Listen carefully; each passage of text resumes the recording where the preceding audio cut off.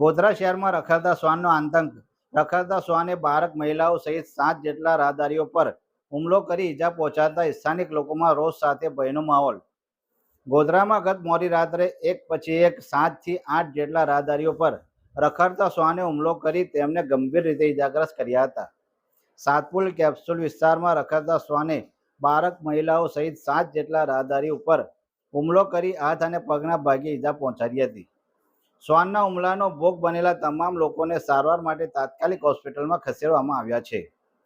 છેલ્લા કેટલાક સમયથી ગોધરા શહેર અને આસપાસના વિસ્તારોમાં રખડતા શ્વાનનો આતંક વધી રહ્યો છે. આ પહેલા પણ શ્વાન દ્વારા હુમલાના ઘણા બનાવો સામે આવી ચૂક્યા છે. રખડતા શ્વાનના વધતા હુમલાને કારણે સ્થાનિક લોકોમાં ભય અને રોષની લાગણી ફેલાઈ છે.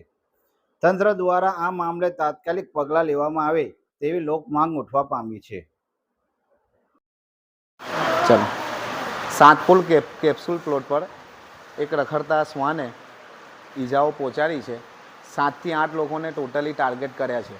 એમાં 3-4 લેડીસો હતી, 2-3 બાળક હતા અને મને પણ આ રીતની ઈજાઓ બધી પહોંચાડી છે.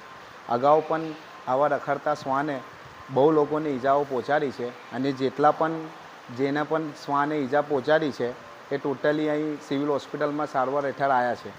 અને અગાઉ પણ નગરપાલિકાને જાણ કરેલી કે આ રખડતા કૂતરાઓનું કંઈ નિરાકરણ લાવે તો પાછી એક વખત જાણ કરું છું આ નગરપાલિકાને કે વહેલી તકે આ રખડતા શ્વાનનું નિરાકરણ લાવે તો નિર્દોષ લોકોને એના ભોગ બને છે એ બચે.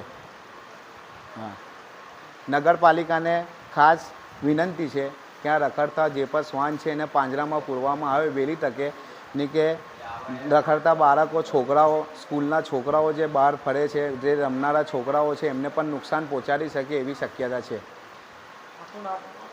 વસીમ ખરાદી.